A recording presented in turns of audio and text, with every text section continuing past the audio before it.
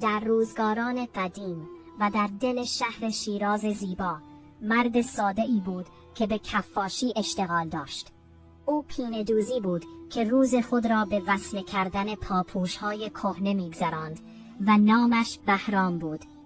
او همسری داشت به نام سودابه که به او لقب بدذات داده بودند و این لقب را تنها به این دلیل به او داده بودند که زنی شرور، بی‌حیا، فتنه انگیز و مسلط بر شوهرش بود که شب و روز بر او حکم می‌راند. هر روز او را 1000 بار دشنام می‌داد و لعنت می‌کرد و بهرام از شر او می‌ترسید و از آزارش بیم داشت، زیرا مردی عاقل بود که برای آبروی خود حیا می‌کرد، اما بسیار فقیر و تنگ دست بود. اگر زیاد کار می‌کرد تمام درآمدش را خرج آن زن می‌کرد و اگر کم کار می‌کرد زن از بدن او انتقام می‌گرفت و سلامتیش را از بین می‌برد و شبش را مانند نامه اعمال خودش سیاه می‌کرد. از جمله اتفاقاتی که برای این مرد با همسرش افتاد این بود که روزی به او گفت: ای بهرام، امشب از تو می‌خواهم که برایم کنافه با عسل زنبور بیاوری. بهرام به او گفت: خداوند متعال پول آن را برایم فراهم کند و من امشب آن را برایت می‌آورم.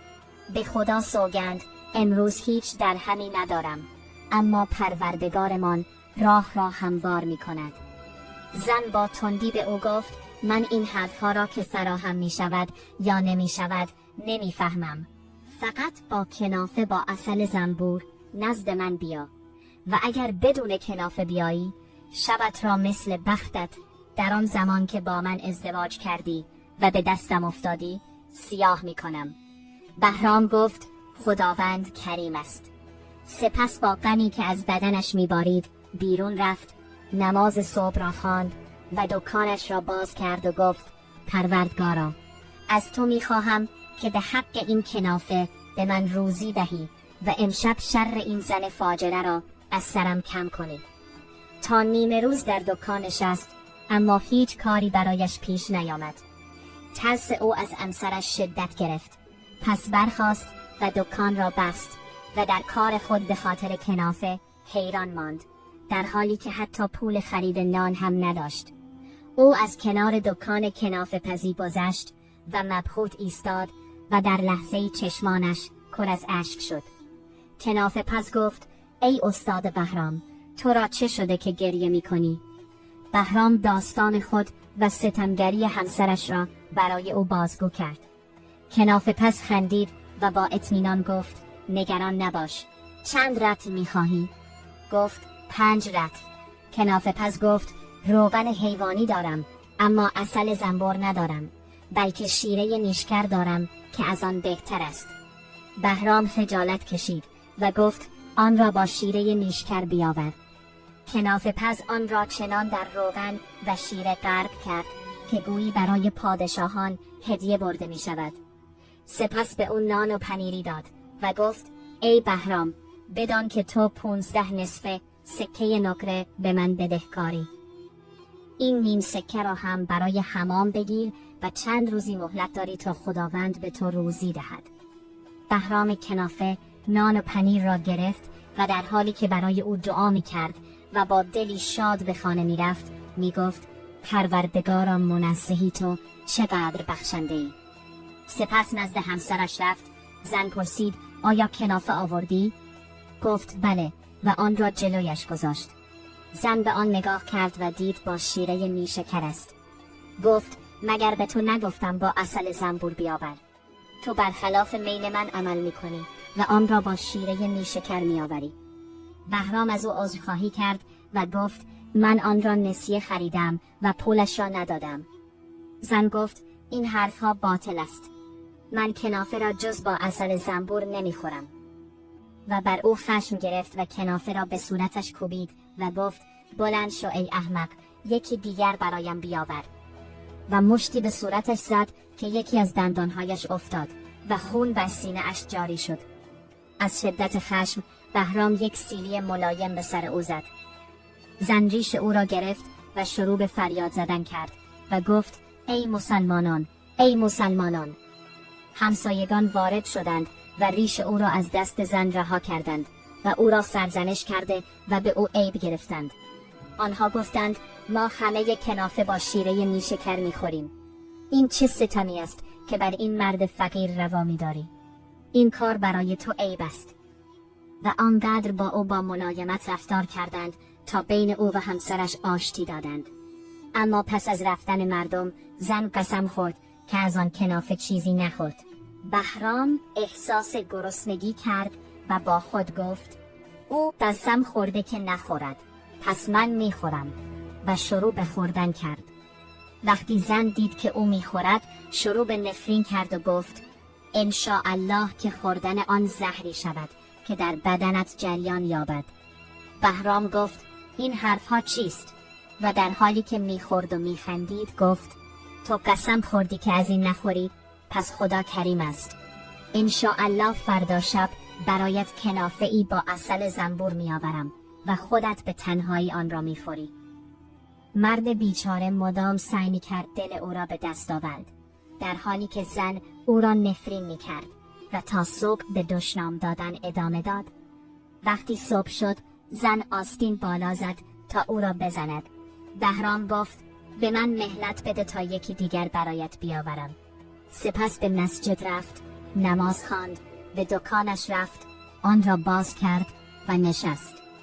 هنوز درست ننشسته بود که 2 نفر از طرف قاضی آمدند و گفتند برخیز و با قاضی صحبت کن، زیرا همسرت از تو شکایت کرده و تو را چنین و چنان توصیف کرده است.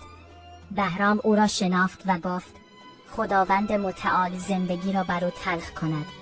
سپس برخاست و با آنها رفت تا نزد قاضی رسید. دید همسرش دستش را بسته و روبنده‌اش خونی است و ایستاده گریه می کند و اشکهایش را پاک می کند. قاضی به او گفت ای مرد، آیا از خدا نمی ترسی؟ چگونه این زن را می زنی، دستش را می شکنی، دندانش را می کنی و این کارها را می کنی؟ بهرام گفت اگر من او را زده ام یا دندانش را کنده ام، هر حکمی که می خواهی درباره ام بکن. اما ماجرا چنین و چنان است و همسایگان بین من و او آشتی دادند. و داستان را از اول تا آخر برای قاضی تعریف کرد. آن قاضی مردی نیکوکار بود. 1/4 دینار بیرون آورد و گفت ای بهرام، این را بگیر و با آن برایش کنافه ای با عسل زنبور درست کن و با هم آشتی کنید. بهرام گفت آن را به خودش بدهید. زن پول را گرفت و قاضی بین آنها آشتی داد و به زن گفت ای زن، مطیع شوهرت باش، و به مرد گفت تو نیز با او مدارا کن. آنها آشتی کنان از نزد قاضی بیرون آمدند. زن از یک راه رفت و همسرش از راهی دیگر به دکانش رفت و نشست. ناگهان فرستادگان قاضی نزد او آمدند و گفتند حق الزحمه ما را بده. بهرام گفت قاضی چیزی از من نگرفت، بلکه 1/4 دینار به من داد. آنها گفتند به ما ربطی ندارد که قاضی به تو پولی داده یا از تو گرفته است. اگر حق الزحمه ما را ندهی آن را به زور از تو میگیریم. و شروع کردند به کشیدن او در بازار. این کار او را مجبور کرد که 0.5 دینار به آنها بدهد. آنها او را رها کردند و رفتند. او دستش را روی گونه اش گذاشت و غمگین نشست، زیرا ابزاری برای کار نداشت. در حالی که مرد بیچاره نشسته بود، ناگهان 2 مرد زشت رو به سوی او آمدند و گفتند برخیز ای مرد، با قاضی صحبت کن که همسرت از تو به او شکایت کرده است. بهرام گفت من با او آشتی کرده ام. آنها گفتند ما از طرف قاضی دیگری هستیم، همسرت نزد قاضی ما شکایت کرده است. بهرام با اکراه با آنها رفت. وقتی زن را دید گفت ای زن حلال زاده، مگر آشتی نکردیم؟ زن گفت دیگر بین من و تو صلحی باقی نمانده است. بهرام پیش رفت و داستان خود را برای قاضی تعریف کرد و گفت که فلان قاضی همین ساعت بین ما آشتی داد. قاضی به زن گفت وقتی آشتی کردید چرا آمدی نزد من شکایت میکنی؟ زن گفت او بعد از آن مرا زد. قاضی به آن 2 گفت آشتی کنید. تو دیگر او را نزن و تو هم دیگر با او مخالفت نکن. بهرام به دکانش رفت، آن را باز کرد و نشست، در حالی که از غمی که به او رسیده بود مانند مستان بود. در همین حین که نشسته بود، مردی نزد او آمد و گفت: ای بهرام، برخیز و فرار کن که همسرت از تو به دیوان شاهی شکایت کرده و داروغه دیوان به سراغت می آید. بهرام برخاست، دکان را بست و به سوی دروازه قرآن فرار کرد. فقط 5 نیمه نقره از پول قالب‌ها و ابزار کار برایش مانده بود. با 4 نیمه نان و با نیمه دیگر پنیر خرید و از دست زن گریخت. این اتفاق در فصل زمستان و وقت عصر بود. وقتی خارج شد، باران مانند دهانه مشک بر او بارید و لباسهایش خیس شد. او مکان مخروبه‌ای را دید که در آن انبار متروکه‌ای بدون در بود. وارد آن شد تا از باران پناه بگیرد. وسایلش خیس آب شده بود. اشک از چشمانش سرازیر شد و از وضعیتی که داشت به سطوح آمد و گفت: از دست این زن فاجره به کجا فرار کنم؟ پروردگارا، از تو میخواهم کسی را سر راهم قرار دهی که مرا به سرزمین دوری برساند که او راه مرا در آن نداند. در حالی که نشسته بود و میگریست، ناگهان دیوار شکافت و شخصی بلندقامت که دیدنش مو بر تن سیخ میکرد از آن خارج شد و گفت: ای مرد، تو را چه شده که در این شب مرا بیقرار کردی؟ من 200 سال است که در این مکان ساکنم و تا به حال ندیدم کسی وارد این مکان شود و کاری که تو کردی بکند. مقصودت را به من بگو تا حاجتت را برآورده کنم، زیرا دلم به حال تو سوخت.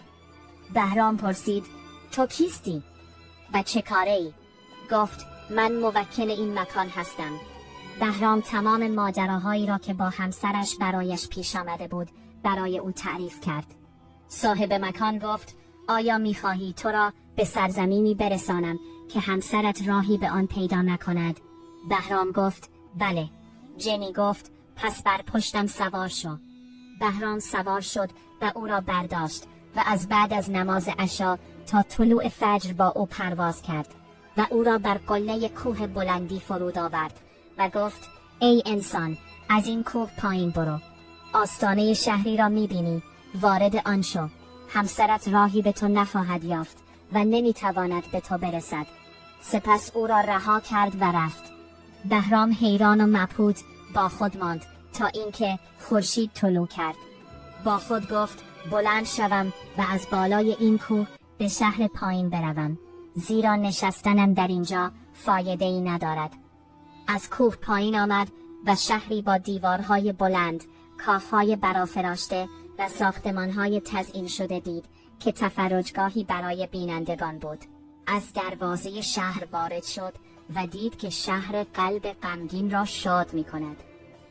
وقتی در بازار راه می رفت، اهل شهر به او نگاه می کردند و تماشایش می کردند.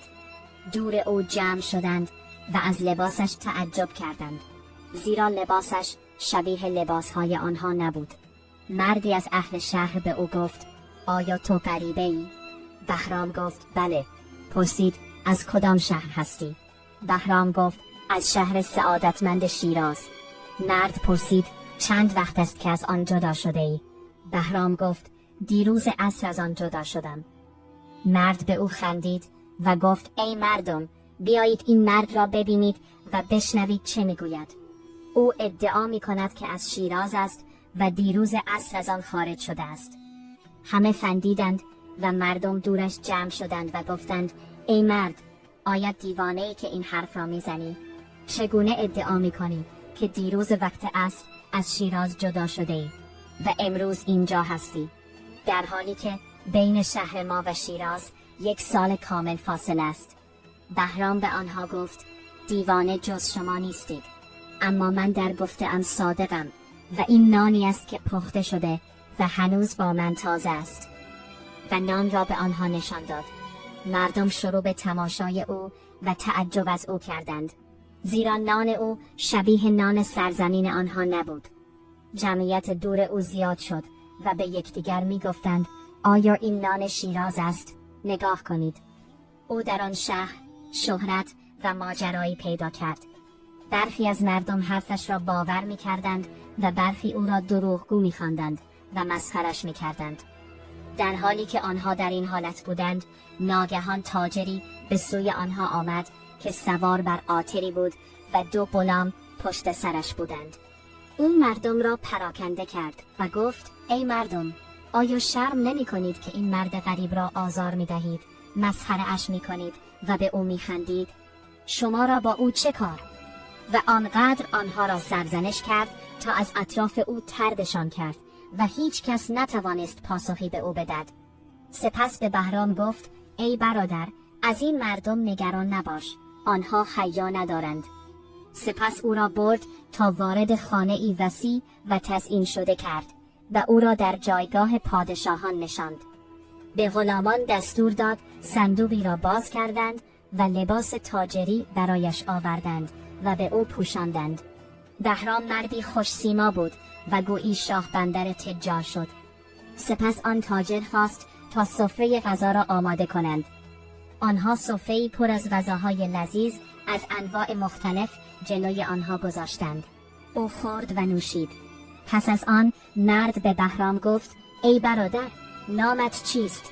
گفت: نامم بهرام است و شغلم پندوزی است و پاپوش‌های کهنه را وصله می‌کنم. پرسید: از کدام دیاری؟ گفت: از شیراز. پرسید: از کدام محله‌ها؟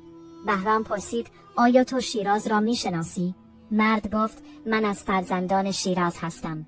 بهرام گفت: من از کوی گلستان هستم. مرد پرسید: چه کسی را از کوی گلستان می‌شناسی؟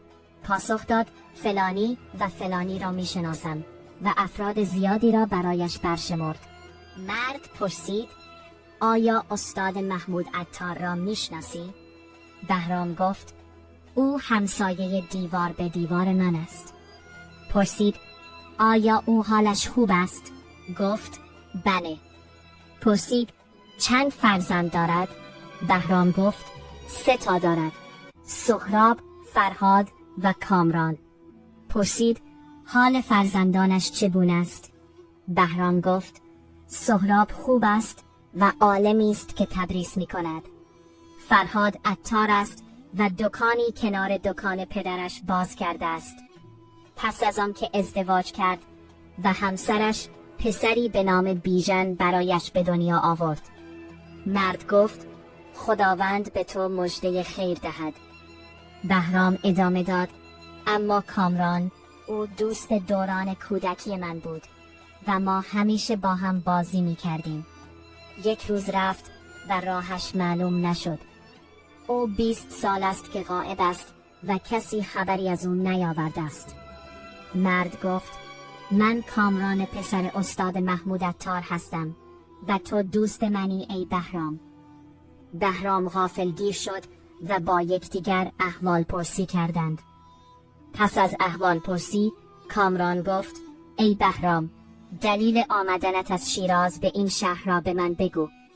بهرام داستان همسرش سودابه بدذات و کارهایی را که با او کرده بود تعریف کرد و گفت: وقتی آزارهای او بر من شدت گرفت، از دست او به سمت دروازه قرآن فرار کردم. باران بر من بارید، پس وارد خرابه های ارگ شدم و نشستم و گریه کردم. موکل مکان که عفریتی از جن بود نزد من آمد و از من پرسید. حالم را برایش گفتم. او مرا بر پشتش سوار کرد و تمام شب بین آسمان و زمین پرواز کرد تا اینکه مرا روی کوهی گذاشت و مرا از این شهر آگاه کرد. من از کوه پایین آمدم و وارد شهر شدم. مردم دورم جمع شدند و از من پرسیدند. به آنها گفتم که دیروز از شیراز خارج شدم، اما حرفم را باور نکردند، تا اینکه تو آمدی و مردم را از من دور کردی و مرا به این خانه آوردی. این دلیل خروج من از شیراز بود. اما دلیل آمدن تو به اینجا چیست؟ کامران گفت: وقتی 7 ساله بودم سبکسری بر من غلبه کرد و از آن زمان از شهری به شهر دیگر و از دیاری به دیار دیگر میچرخیدم. تا اینکه وارد این شهر شدم که نامش زرین شهر است. دیدم مردم آن افرادی بزرگوار هستند و در آنها شفقت و مهربانی دیدم. آنها به فرد فقیر اعتماد می کنند، به او قرض می دهند و هرچه می گوید باور می کنند. من به آنها گفتم که تاجری هستم و کاروانم جلوتر راه افتاده است و به دنبال جایی هستم تا در آن مستقر شوم تا کاروانم به من برسد. آنها حرفم را باور کردند و مکانی را برایم خالی کردند. سپس به آنها گفتم آیا کسی در میان شما هست که 1000 دینار به من قرض دهد تا کاروانم بیاید و من آنچه گرفته‌ام را پس دهم؟ زیرا من قبل از ورود کاروان به برخی کالاها نیاز دارم. آنها آنچه خواستم را به من دادند. من به بازار رفتم و مقداری کالا خریدم و روز دوم آنها را فروختم و 1 دینار سود کردم. باز کالای دیگری خریدم و فروختم و خریدم. با مردم معاشرت کردم و به آنها احترام گذاشتم. آنها نیز مرا دوست داشتند و ثروتم زیاد شد. کامران ادامه داد: برادر من بدان که صاحب المثل میگوید دنیا حیله است و سرزمینی که در آن کسی تو را نمیشناسد هر کاری میخواهی در آن بکن.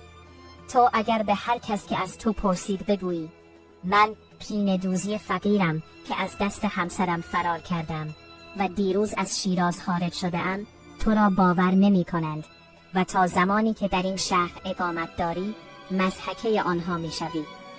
و اگر بگویی افریتی مرا آورده، از تو دوری می کنند و کسی به تو نزدیک نمی شود و می گویند آیا این مرد دیوانه جن زده است؟ و هر کس به او نزدیک شود کتک می خورد. و این شایعه درباره من هم زشت خواهد بود، زیرا آنها می دانند من اهل شیرازم. بهرام گفت پس چه کار کنم؟ کامران گفت من به تو یاد می دهم چه کار کنی. انشاءالله فردا 1000 دینار، 1 باطر برای سوار شدن و غلامی که جلوی تو راه برود به تو می دهم تا تو را به دروازه بازار تجار برساند. وارد بازار شو در حالی که من بین تجار نشستم. وقتی تو را دیدم برایت بلند می شوم، با تو سلام و احوال پرسی می کنم، دستت را می بوسم و مقامت را بزرگ می دارم. هر بار که از تو درباره نوعی پارچه پرسیدم و گفتم آیا از فلان جنس چیزی با خود آورده ای؟ بگو فراوان. و اگر درباره تو از من پرسیدند، تو را ستایش می کنم، بزرگت می دارم و مقامت را در چشمشان بالا می برم. سپس به آنها می گویم برایش انبار و دکانی بگیرید و تو را به داشتن مال فراوان، کرم و وسعت حال توصیف می کنم. و اگر نیازمندی نزد تو آمد، هرچه در توان داری به او بده. آنها به حرف من اعتماد می کنند، کارهایت را باور می کنند، به بزرگی و کرمت اعتقاد پیدا می کنند و تو را دوست خواهند داشت. پس از آن من برایت مهمانی هایی ترتیب می دهم و تمام تجار را به خاطر تو دعوت می کنم و بین تو و آنها ارتباط برقرار می کنم تا همه تو را بشناسند و تو هم همه آنها را بشناسی، تا خرید و فروش کنی، بگیری و بدهی و با آنها معامله کنی و آنها با تو معامله کنند. مدتی نمی‌گذرد که صاحب ثروت می‌شوی. صبح روز بعد کامران 1000 دینار به او داد، لباسی به او پوشاند، او را سوار قاطر کرد و غلامی به او داد و گفت چون تو دوست منی، اکرام تو بر من واجب است. نگران نباش و زیاد به همسرت فکر نکن و او را برای کسی ذکر نکن. بهرام گفت خداوند به تو جزای خیر دهد. بهرام سوار قاطر شد و غلام جلویش راه رفت تا او را به دروازه بازار تجار رساند. همه نشسته بودند و تاجر کامران نیز بین آنها نشسته بود. وقتی او را دید بلند شد و خود را روی او انداخت و گفت روزت مبارک ای تاجر بهرام. تجار با او سلام کردند و کامران با تعظیم به او اشاره می کرد. پس در چشم آنها بزرگ جلوه کرد. سپس او را از پشت قاطر پایین آوردند و با او سلام کردند. کامران شروع کرد با تک تک آنها خلوت کردند و او را نزد آنها ستایش کردند. پرسیدند آیا این تاجر است؟ گفت بله، بلکه او بزرگترین تجار است و کسی ثروتمندتر از او وجود ندارد، زیرا اموال او، پدرش و اجدادش نزد تجار شیراز مشهور است و او شرکایی در بلخ، بخارا و سمرقند دارد. او در کرم مقام بزرگی دارد. قدر او را بدانید، مقامش را بالا ببرید و به او خدمت کنید. بدانید که آمدن او به این شهر برای تجارت نیست و قصد او تنها گشت و گذار در سرزمین مردم است، زیرا او برای سود و منفعت نیازی به غریبی کشیدن ندارد، چرا که اموالی دارد که آتش همانها را نمیخورد و من خیلی وقت است که در خدمت اویم. و پیوسته از بهرام تعریف میکرد تا اینکه او را روی سرشان گذاشتند و شروع به گفتن صفات او به یکدیگر کردند. سپس نزد او جمع شدند و با مهمانی ها و نوشیدنی ها به او هدیه میدادند. حتی شاه بندر تجار نزد او آمد و با او سلام کرد. تاجر کامران در حضور تجار به او میگفت سرورم، شاید از فلان پارچه چیزی با خود آورده باشی؟ بهرام گفت بله. بهرام میگفت فراوان. در آن روز نمایشی از انواع پارچه های گران قیمت برپا بود و او نام پارچه های گران را به او یاد داد. تاجری به او گفت سرورم، آیا ماهوت زرد با خود آورده ای؟ بهرام گفت فراوان. و هر بار که درباره چیزی از او میپرسیدند بهرام میگفت فراوان. در حالی که آنها نشسته بودند ناگهان مرد فقیری به سوی تجار آمد. برخی به او نیم نقره دادند و برخی چیز دیگری دادند و بیشترشان چیزی به او ندادند. بهرام مشتی طلا برداشت و به او داد. فقیر دعایش کرد و رفت. تجار از او تعجب کردند و گفتند اینها بخشش‌های پادشاهان است، زیرا او به سائل طلای بیشمار داد و اگر او از صاحبان نعمت‌های فراوان نبود و چیزهای زیادی نداشت، مشتی طلا به سائل نمیداد. کمی بعد زن فقیری آمد. بهرام مشتی طلا برداشت و به او داد. زن دعاکنان رفت و برای فقرا تعریف کرد. فقرا به سوی او آمدند و او به هر کس که می آمد مشتی طلا می داد تا اینکه 1000 دینار را خرج کرد. پس از آن دست بر دست زد و گفت حسبنا الله و نعم الوکیل. شاه بندر تجار به او گفت تو را چه شده ای تاجر بهرام؟ بهرام گفت گویا اهل این شهر فقیر و مسکین هستند. اگر می دانستم که چنین است در خرجین خود مقداری پول می آوردم و به فقرا احسان می کردم.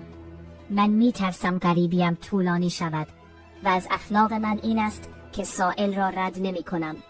آنچه از طلا داشتم تمام شد. حالا اگر فقیری نزدم بیاید به او چه بگویم؟ شاه بندر گفت خداوند به تو روزی دهد. بهرام گفت این عادت من نیست و به همین دلیل غم بر من سوار شده است. قصدم این بود که 1000 دینار صدقه بدهم تا کاروانم بیاید.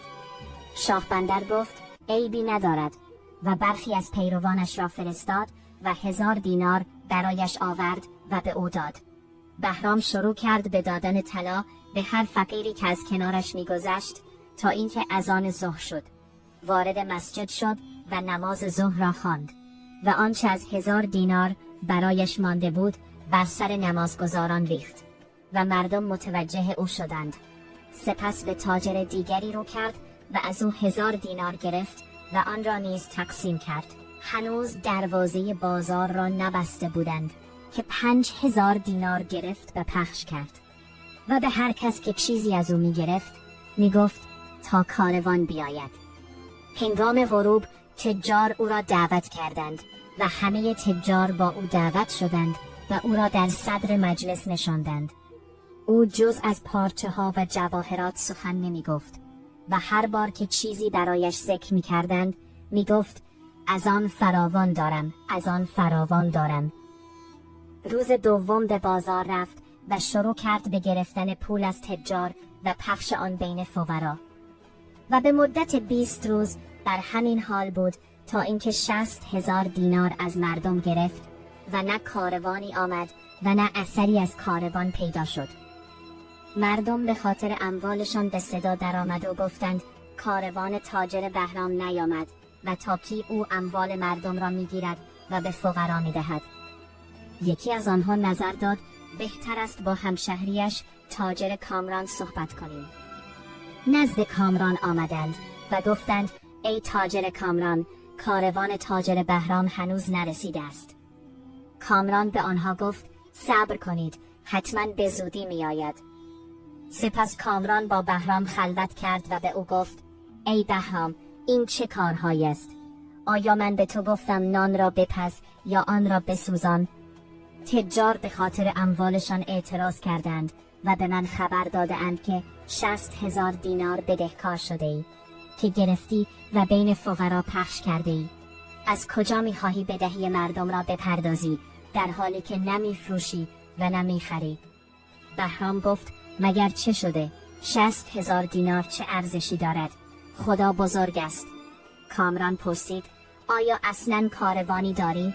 بهرام گفت فراوان دارم. کامران گفت خدا تو و این پررویت را لعنت کند. آیا من این حرفها را به تو یاد دادم که حالا به خودم میگویی؟ من بودم که تو را به مردم معرفی کردم. بهرام گفت برو و زیاد حرف نزن، مگر من فقیرم؟ در آن چیزهای زیادی است. وقتی بیایند متاعشان را 2 برابر پس میگیرند. من به آنها نیازی ندارم. در این هنگام تاجر کامران خشمگین شد و گفت ای بی ادب، حتما به تو نشان خواهم داد که چگونه به من دروغ میگویی و خجالت نمیکشی. بهرام گفت هر کاری از دستت برمی آید بکن و بگذار صبر کنند تا کاروانم بیاید و متاعشان را با زیاده بگیرند. کامران او را ترک کرد و رفت و با خود گفت من قبلا از او تعریف کردم و اگر الان از او حمایت کنم دروغگو می شوم و مصداق این سخن می شوم که کسی که مذمت کند و دروغ بگوید 2 بار دروغ گفته است. کامران در کار او حیران ماند. سپس تجار نزد او آمدند و گفتند ای تاجر کامران، آیا با او صحبت کردی؟ کامران گفت ای مردم، من از او خجالت میکشم و خودم هم 1000 دینار از او طلبکارم و نتوانستم درباره آن با او صحبت کنم. شما هم وقتی به او پول دادید با من مشورت نکردید، پس حقی بر من ندارید. خودتان از او بخواهید و اگر نداد او را نزد پادشاه شهر شکایت کنید و بگویید که او کلاهبرداری است که سر ما کلاه گذاشته است. پادشاه شما را از دست او خلاص می کند.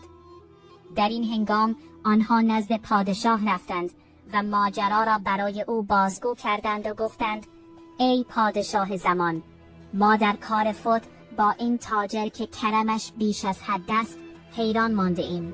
او چنین و چنان می کند و هرچه می گیرد بین فقرا پخش می کند. اگر فقیر بود دلش راضی نمی شد که مشت مشت طلا بردارد و به فقرا بدهد، و اگر از صاحبان نعمت بود با آمدن کاروانش صداقتش بر ما روشن می شد.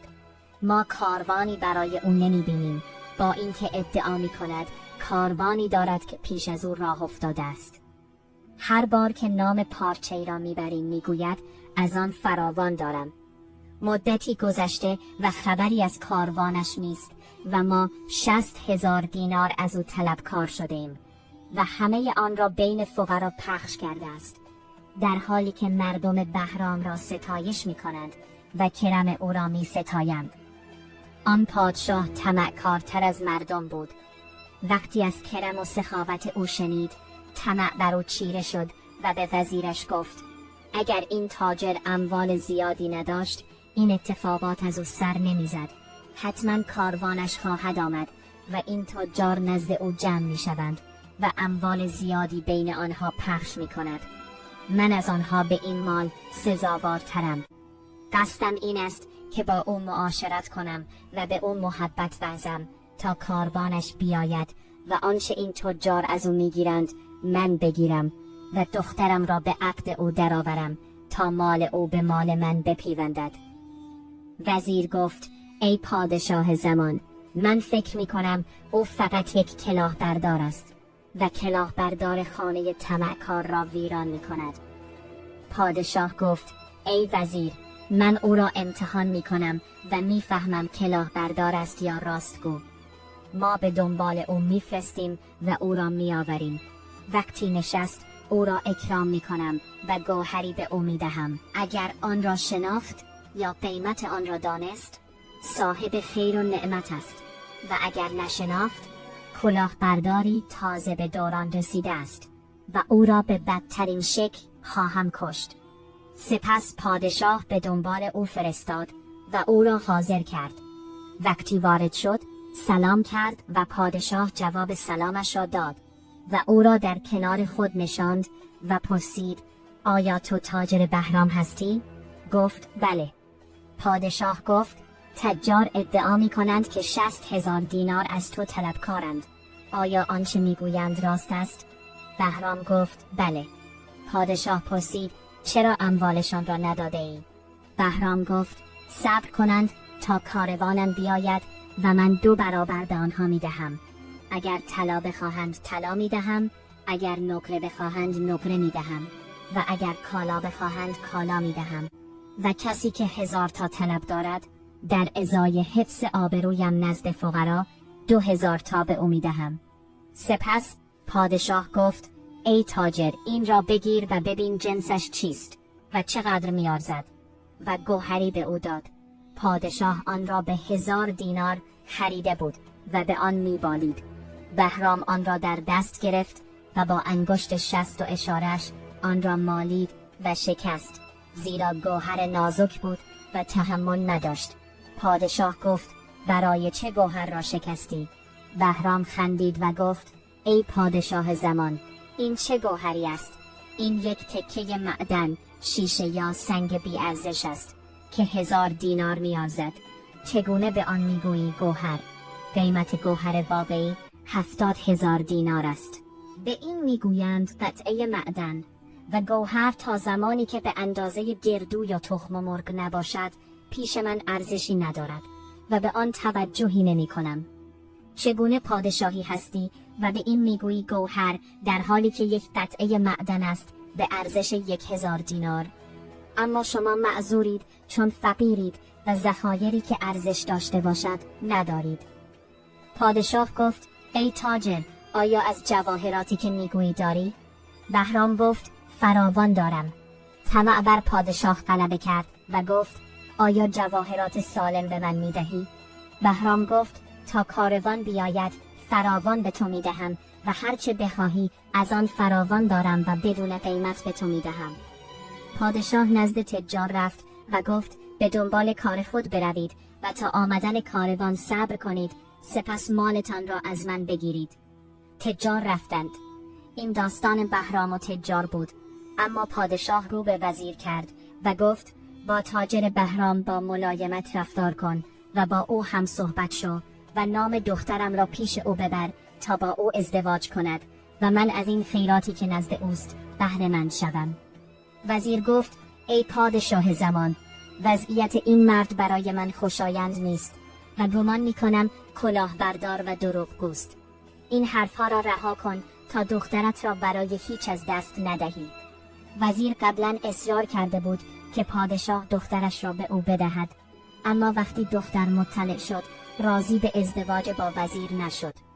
سپس پادشاه گفت ای خائن، تو خیر مرا نمیخواهی، چون قبلا از دخترم خواستگاری کردی و او راضی به ازدواج با تو نشد. این حرفها را از من بشنود، تو ربطی به این موضوع نداری، چه کلاهبردار باشد یا دروغگو. با این حال قیمت گوهر را همانطور که خریده بودم دانست و آن را شکست چون نپسندید و جواهرات زیادی دارد. وقتی دخترم را زیبا ببیند عقلش را میبرد و عاشقش میشود و جواهرات و ذخایر به او میدهد. و تو ای احمق میخواهی دخترم را محروم کنی و مرا از این خیرات بازداری. وزیر سکوت کرد و از خشم پادشاه ترسید و به تاجر بهرام رو کرد و گفت: حضرت پادشاه تو را دوست دارد و دختری زیبا و خوشرو دارد و می‌خواهد او را به عقد تو درآورد. چه میگویی ای تاجر بهرام؟ بهرام گفت: عیبی ندارد، اما باید صبر کند تا کاروانم بیاید. مهریه دختران پادشاهان سنگین است و مقام والایشان ایجاب می‌کند که مهریه‌ای متناسب با حالشان داشته باشند. در این ساعت من مالی ندارم، پس صبر کند تا کاروانم بیاید که خیر فراوان نزد من است. باید صداق او را 5000 کیسه بدهم و به 1000 کیسه نیاز دارم تا در شب زفاف بین فقرا و مساکین پخش کنم و 1000 کیسه به کسانی که در جشن راه می روند بدهم و 1000 کیسه دیگر برای تهیه غذای لشکر و دیگران و به 100 گوهر نیاز دارم تا صبح عروسی به ملکه بدهم و 100 گوهر دیگر را بین کنیزان و خدمتکاران پخش کنم تا به هر کدام گوهری برای بزرگ داشته مقام عروس بدهم و نیاز دارم 1000 فقیر برهنه را بپوشانم و صدقاتی نیز لازم است. اینها ممکن نیست مگر اینکه کاروان بیاید که چیزهای زیادی دارم و اگر کاروان بیاید از این همه مخارج باکی ندارم. وزیر خوشحال شد و آنچه را خواسته بود به پادشاه خبر داد. پادشاه گفت: چون خواستش این بوده چگونه میگویی کلاهبردار و دروغگوست؟ وزیر گفت: و باز هم خواهم گفت. پادشاه بر سر او فریاد زد و او را توبیخ کرد و گفت: به خدا سوگند اگر این حرف را ترک نکنی با تو چنین و چنان میکنم. وزیر نزد او رفت و گفت: ای بهرام، بیا با پادشاه صحبت کن. بهرام گفت: سمعا و طاعتا. سپس نزد او آمد. پادشاه گفت: این بهانه ها را نیاور، خزانه من پر است. کلیدها را بگیر و هرچه نیاز داری خرج کن و ببخش و فقرا را بپوشان و هرچه میخواهی بکن و نگران دختر و کنیزان نباش. وقتی کاروانت آمد هر طور میخواهی به همسرت اکرام کن. ما ضامن مهریه او هستیم تا کاروان بیاید و هیچ فرقی بین من و تو نیست. سپس پادشاه به شیخ الاسلام دستور داد تا خطبه عقد را بخواند. خطبه دختر برای تاجر بهرام خوانده شد و شروع به برپایی جشن کردند. دستور تزیین شهر و نواختن طبلها داده شد و غذاهایی از انواع مختلف پهن شد. بازیگران آمدند و تاجر بهرام بر صندلی در جایگاه نشست و بازیگران، تردستان، هنرمندان حرکات عجیب و نوازندگان موسیقی جلوی او آمدند. او به خزانه‌دار دستور میداد و میگفت: طلا و نقره بیاور.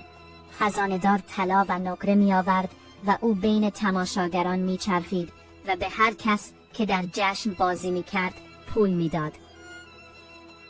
احسان میکرد و برهنگان را میپوشاند. جشن پرشور و غوغایی به پا شد. خزانه‌دار دیگر نمیرسید از خزانه پول بیاورد و قلب وزیر از خشم در حال شکافتن بود، اما نمیتوانست حرفی بزند. تاجر کامران از این همه بذل و بخشش تعجب میکرد و به بهرام میگفت: خدا تو را لعنت کند. آیا بس نبود که مال تجار را تباه کردی که حالا مال پادشاه را تباه میکنی؟ بهرام میگفت: به تو ربطی ندارد. وقتی کاروان بیاید چند برابر آن را به پادشاه جبران میکنم. و مدام اموال را ولخرگی میکرد و با خود میگفت: هیچ اثری از قافله نیست. هر چه قرار است بر سرم بیاید و از مقدرات گریزی نیست. جشن به مدت 4 روز ادامه داشت. برای در شب 41 مراسم زفاف عروس برگزار شد و تمام امیران و لشکریان پیش او راه رفتند. وقتی او را وارد کردند، بهرام شروع به ریختن طلا بر سر مردم کرد. برای او مراسم باشکوهی گرفتند و اموال زیادی خرج کردند و او را نزد ملکه بردند. او بر تخت بلندی نشست، پرده ها را کشیدند، درها را بستند و بیرون رفتند و او را نزد عروس گذاشتند. او دست بر دست کوبید و مدتی غمگین نشست و مدام دست بر دست میزد و میگفت لا حول ولا قوت الا بالله العلی العظیم. ملکه گفت سرورم سلامتی باشد، چرا غمگینی؟ بهرام گفت چگونه غمگین نباشم و غصه نخورم در حالی که پدرت مرا در سخت‌ترین موقعیت قرار داده است. پرسید با تو چه کار کرده؟ گفت مرا پیش از آمدن کاروانم نزد تو فرستاد و قصد من این بود که حداقل 100 گوهر بین کنیزانت پخش کنم تا هر کدام با آن خوشحال شوند و بگویند سرورم در شب زفافش با بانوی من به من گوهری داد. این کار برای تعظیم مقام تو و افزودن بر شرف تو بود، زیرا من در بخشش جواهر کوتاهی نمی کنم چون فراوان دارم. ملکه گفت نگران نباش و خودت را به این دلیل غمگین نکن، اما در مورد من نیازی نیست نگران باشی. من صبر می کنم تا کاروانت بیاید و اما کنیزان نگران آنها نباش. برخیز لباست را درآور و با خودت شاد باش. وقتی کاروان آمد آن جواهرات و غیره را به دست می آوریم. بهرام برخاست و لباسهایش را درآورد و تاجر بهرام با او آمیزش کرد و آن شب از عمرها حساب نمی شد. سپس به حمام رفت، لباسی از لباسهای پادشاهان پوشید. از حمام بیرون آمد و وارد دیوان پادشاه شد. حاضران در دیوان به احترام او ایستادند و با عزت و احترام با او برخورد کردند و به او تبریک و تهنیت گفتند. او کنار پادشاه نشست و گفت خزانه‌دار کجاست؟ گفتند اینجاست، در پیشگاه تو حاضر است. گفت گران قیمت ترین لباس ها را بیاور و به تمام وزیران، امیران و صاحبان مناصب بپوشان. هرچه خواست آوردند و او نشست و به هر کس که می آمد به اندازه مقامش می بخشید. این وضعیت 20 روز ادامه یافت و نه کاروانی پیدا شد و نه چیز دیگری. خزانه‌دار به شدت در تنگنا قرار گرفت و در غیاب بهرام نزد پادشاه رفت. پادشاه فقط با وزیر نشسته بود. خزانه‌دار گفت ای پادشاه زمان، من تو را از چیزی آگاه می کنم که شاید مرا به خاطر نگفتنش سرزنش کنی. بدان که خزانه خالی شده و جز مقدار کمی پول در آن نمانده است و 10 روز دیگر آن را کاملا خالی می بندیم. پادشاه گفت ای وزیرم، کاروان دامادم تأخیر کرده و خبری از آن نیست. وزیر خندید و گفت خداوند به تو لطف کند ای پادشاه زمان، تو از کار این کلاهبردار دروغگو غافلی. به خدا قسم که او هیچ کاروانی ندارد و فقط دارد سر تو کلاه می‌گذارد تا اینکه اموالت را نابود کرد و دخترت را مجانی به عقد خود درآورد. تا کی از این دروغگو غافلی؟ پادشاه گفت ای وزیر، چه کار کنیم تا حقیقت حال او را بفهمیم؟ وزیر گفت ای پادشاه زمان، هیچ کس جز همسر مرد از راز او آگاه نمی شود. به دنبال دخترت بفرست تا پشت پرده بیاید و من از او درباره حقیقت حال او بپرسم. پادشاه گفت عیبی ندارد. به خدا قسم اگر ثابت شود که او کلاهبردار و دروغگوست، او را به شومترین شکل می کشم. سپس وزیر را برداشت و به اتاق نشیمن رفتند و به دنبال دخترش فرستادند. دختر پشت پرده آمد در حالی که شوهرش غایب بود. وقتی آمد گفت پدر جان چه می‌خواهی؟ گفت با وزیر صحبت کن. دختر گفت ای وزیر چه شده؟ وزیر گفت ای بانوی من، بدان که شوهرت مال پدرت را نابود کرده و بدون مهریه با تو ازدواج کرده است و مدام به ما وعده می‌دهد و خلف وعده می‌کند. اثری از کاروان او پیدا نشده است. خلاصه می‌خواهیم تو به ما درباره او خبر دهی. دختر گفت حرفش زیاد است و هر بار می‌آید و به من وعده جواهرات، زیورالات، ذخایر و پارچه‌های گران قیمت می‌دهد، اما چیزی ندیدم. وزیر گفت ای بانوی من، آیا امشب می‌توانی با او صحبت کنی و بگویی حقیقت را به من بگو و از چیزی نترس؟ تو اکنون شوهر منی و من تو را از دست نمی‌دهم. سپس با او نرمی و درشتی کن، محبت نشان بده و حقیقت امر را از او بپرس. بعد از آن حقیقت کار او را به ما بگو. دختر گفت ای پدر، من میدانم چگونه او را امتحان کنم. سپس داخل شد و بعد از عشا شوهرش بهرام طبق عادت همیشگی آمد. دختر بلند شد، با او برخورد کرد و با مکر زنانه با او رفتار کرد. و مکر زنان وقتی به مردان نیازی داشته باشند چقدر زیاد است. مدام با او مکر می کرد و با کلمات شیرین تر از عسل با او ملایمت نشان میداد تا عقلش را دزدید. وقتی دید که کاملا به سمت او متمایل شده است، گفت ای عشق من، ای نور چشمم و ای میوه دلم، خدا مرا از تو محروم نکند و روزگار بین من و تو جدایی نیندازد. محبت تو در دلم جای گرفته و آتش عشق تو جگرم را سوزانده است و هرگز تو را رها نمی کنم. اما می خواهم حقیقت را به من بگویی، زیرا ریسمان دروغ سودی ندارد و همیشه کارساز نیست. تا کی می خواهی به پدرم دروغ بگویی و سرش کلاه بگذاری؟ من می ترسم قبل از اینکه چاره‌ای بیندیشی رازت نزد او فاش شود و او تو را بکشد. پس مرا آگاه کن و جز خوشحالی چیزی به تو نمی رسد. و وقتی حقیقت امر را به من گفتی، از چیزی که به تو ضرر برساند نترس. چقدر ادعا می کنی که تاجری و صاحب اموالی و کاروانی داری. مدتها گذشته و تو فقط می گویی کاروانم کاروانم و خبری از کاروانت پیدا نیست و در چهرت غم این موضوع دیده می شود. اگر حرفت صحت ندارد به من بگو و من برایت چاره‌ای می اندیشم تا انشاءالله خودت را نجات دهی. بهرام گفت ای بانوی من، حقیقت را به تو می گویم و هر کاری خواستی بکن. دختر گفت بگو و راست بگو که راستی کشتی نجات است و از دروغ بپرهیز که دروغ صاحبش را رسوا می کند.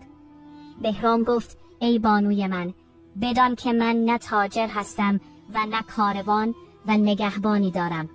من در شهر خودم یک پناهدوز بودم و همسری به نام سودابه بدزاد دارم و چنین و چنان با او برایم پیش آمد و داستان را از اول تا آخر برایش تعریف کرد.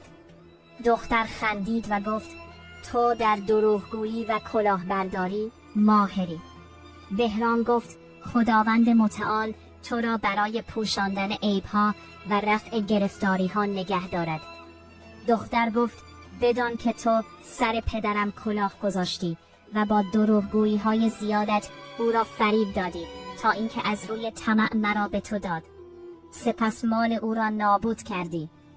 وزیر این کار را بر تو نمیپسندد و بارها پیش پدرم از تو بد میگوید و میگوید که او کلاهبردار و دروغگوست. اما پدرم به خاطر اینکه او قبلا خواستگار من بود حرفش را گوش نمیداد. اما زمان طولانی شده و پدرم در تنگنا قرار گرفته و به من گفته او را به اقرار وادار کن. اکنون که اقرار کردی و رازت فاش شد، پدرم مصمم است به این دلیل به تو آسیب برساند. اما تو شوهر منی و من تو را رها نمی کنم. اگر این خبر را به پدرم بدهم، نزد او ثابت می شود که کلاهبردار و دروغگویی و سر دختران پادشاهان کلاه گذاشته ای و اموالشان را برده ای. گناه تو نزد او نابخشودنی است و حتما تو را می کشد و بین مردم شایع می شود که من با یک کلاهبردار دروغگو ازدواج کردم و این برای من رسوایی است. اگر پدرم تو را بکشد، شاید مجبور شود مرا به شخص دیگری بدهد و این چیزی است که من نمیپذیرم، حتی اگر بمیرم. اما برخیز و لباس یک غلام بپوش و 50,000 دینار از مال من با خود بردار. سوار اسبی شو و به سرزمینی سفر کن که حکم پدرم در آن نافذ نباشد. در آنجا تاجر شو و نامه‌ای برایم بنویس و با قاصدی بفرست تا بدانم در کدام شهر هستی تا هرچه در توان دارم برایت بفرستم. اگر پدرم مرد برایت میفرستم تا با عزت و احترام بیایی و اگر تو یا من مردیم به رحمت خداوند متعال می رویم و قیامت ما را جمع خواهد کرد. این کار درست است و تا زمانی که من زنده‌ام و تو زنده‌ای نامنگاری و پول را از تو قطع نمی کنم. پس برخیز پیش از آن که روز بر تو بدمد و هلاکت بر تو نازل شود. بهرام گفت ای بانوی من، از تو تقاضا دارم که مرا با وصال خود بدرقه کنی. دختر گفت عیبی ندارد. با او درآمیخت، غسل کرد، لباس پوشید و به مهتران اسب دستور داد تا اسبی برایش آماده کنند. اسبی برایش آماده کردند. سپس با او وداع کرد و در آخر شب از شهر خارج شد. هر کس او را میدید گمان میکرد که غلامی از غلامان سلطان است که برای انجام مأموریتی سفر میکند. وقتی صبح شد، پدرش به همراه وزیر به اتاق نشیمن آمدند و به دنبال او فرستادند. او پشت پرده آمد. پادشاه گفت دخترم چه میگویی؟ دختر گفت میگویم خدا روی وزیرت را سیاه کند که میخواست روی مرا پیش شوهرم سیاه کند. پادشاه گفت چگونه؟ دختر گفت او دیروز پیش از آن که من حرفی بزنم نزد من آمد. ناگهان خادم فیروز نزد من آمد و نامه‌ای در دست داشت و گفت 10 غلام زیر پنجره قصر ایستاده اند و این نامه را به من داده و گفته اند دستان سرور من بهرام را برای ما ببوس و این نامه را به او بده، زیرا ما از غلامان او در کاروان هستیم و به ما خبر رسیده که با دختر پادشاه ازدواج کرده است. پس نزد او آمدیم تا به او خبر دهیم که در راه چه بر سر ما آمده است. من نامه را گرفتم و خواندم و دیدم در آن نوشته شده از طرف 500 غلام به حضور سرور من تاجر بهرام بعد از سلام تو را آگاه می کنیم که وقتی ما را ترک کردی اعراب به ما حمله کردند و جنگیدند. آنها تعداد زیادی سوارکار بودند و ما 500 غلام بودیم. جنگ بزرگی بین ما و اعراب در گرفت و راه را بر ما بستند. 30 روز گذشت و ما با آنها می جنگیم و این دلیل تأخیر ماست. آنها 200 بار از ما گرفتند و 50 غلام را کشتند. وقتی خبر به او بهرام رسید گفت خدا ناامیدشان کند. چگونه برای 200 بار کالا می جنگند؟ 200 بار کالا چه ارزشی دارد که به خاطر آن تأخیر کنند؟ ارزش 100 بار 7000 دینار است. اما باید نزد آنها بروم و عجله کنم. آنچه اعراب گرفته اند از کاروان کم نمی کند و تأثیری برای من ندارد. فرض می کنم که آن را به آنها صدقه داده‌ام. سپس با خنده از نزد من پایین رفت و برای مالی که از دست رفته یا غلامانی که کشته شده اند غمگین نشد. وقتی پایین رفت از پنجره قصر نگاه کردم و آن 10 غلامی را که نام آورده بودند دیدم. آنها مانند ماه می درخشیدند و هر کدام لباسی به ارزش 1000 دینار پوشیده بودند که پدرم هیچ غلامی شبیه یکی از آنها ندارد. سپس با غلامانی که نام آورده بودند رفت تا کاروانش را بیاورد و خدا را شکر که مرا بازداشت تا چیزی از حرفهایی که به من دستور داده بودید به او بگویم، زیرا او مرا و شما را مسخره می کرد و شاید به چشم حقارت به من می نگریست و از من متنفر می شد. اما تمام عیبها از وزیر توست که درباره شوهرم حرفهایی می زند که شایسته او نیست.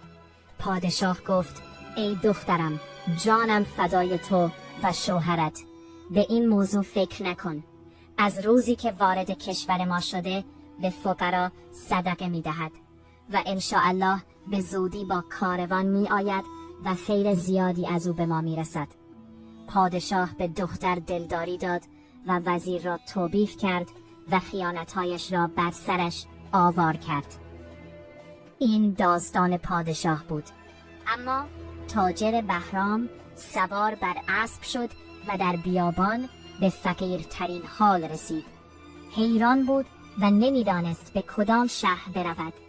از دلتنگی و دوری شروع به ناله کرد و از فراق و دردها گفت. پس از پایان حرفهایش به شدت گریست راهها به رویش بسته شده بود و مرگ را بر زندگی ترجیح میداد. مانند مستان از شدت سرگشتگی راه میرفت تا ظهر شد. به روستای کوچکی رسید و کشاورزی را دید که نزدیک او با 2 گاو زمین را شخم میزد. گرسنگی شدید بر او چیره شده بود. به سوی کشاورز رفت و گفت سلام علیکم. کشاورز جواب سلام داد و گفت خوش آمدی ای سرورم. آیا تو از غلامان سلطانی؟ بهرام گفت بله. کشاورز گفت برای مهمانی نزد من بیا. بهرام فهمید که او مردی بخشنده است. گفت ای برادر، من چیزی نزد تو نمی بینم که به من بخورانی، پس چگونه مرا دعوت می کنی؟ کشاورز گفت سرورم، خدا را شکر خیر موجود است. تو پیاده شو، روستا نزدیک است. من می روم و برایت ناهار و برای اسبت علوفه می آورم. بهرام گفت چون روستا نزدیک است، من هم همان زمانی که تو میرسم و نیازم را از بازار میخرم و میخورم. کشاورز گفت سرورم، روستا کوچک است و بازار و خرید و فروشی ندارد. تو را به خدا قسم که نزد من پیاده شوی و دلم را شاد کنی. من میروم و زود برمیگردم. بهرام پیاده شد. کشاورز او را گذاشت و به روستا رفت تا ناهار بیاورد. بهرام نشست و منتظر او ماند. سپس با خود گفت من این مرد بیچاره را از کارش باز داشتم. بهتر است بلند شوم و به جای او شخم بزنم. گاو آهن را گرفت و گاوها را راند. کمی شخم زد که گاو آهن به چیزی گیر کرد و حیوانات افتادند و نتوانستند راه بروند. به گاو آهن نگاه کرد و دید در حلقه ای از طلا گیر کرده است. خاک را کنار زد و آن حلقه را در وسط سنگی مرمری به اندازه پایه آسیاب دید. با آن کلنجار رفت تا از جایش کمدش. زیر آن دریچه‌ای با پله‌های نمایان شد. از آن پله‌ها پایین رفت و مکانی شبیه حمام با 4 ایوان دید. ایوان اول از زمین تا سقف پر از طلا بود. ایوان دوم از زمین تا سقف پر از زمرد، مروارید و مرجان بود. ایوان سوم پر از یاقوت، لعل و فیروزه بود. اما ایوان چهارم پر از الماس و فلزات گرانبها از انواع جواهرات بود. در صدر آن مکان صندوقی از بلور شفاف پر از جواهرات بی‌نظیر بود که هر کدام به اندازه 1 گردو بود و روی آن صندوق جعبه کوچکی به اندازه 1 لیمو از جنس طلا قرار داشت.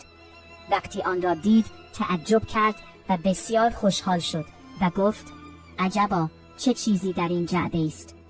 آن را باز کرد و در آن انگشتری از طلا دید که روی آن نام‌ها و طلسم‌هایی مانند رد پای مورچه نوشته شده بود. انگشتر را مالید. ناگهان گوینده‌ای گفت لبیک لبیک ای سرورم، بخواه تا داده شود. آیا می‌خواهی شهری را آباد کنی یا شهری را ویران کنی، یا پادشاهی را بکشی، یا رودخانه‌ای حفر کنی، یا مانند اینها؟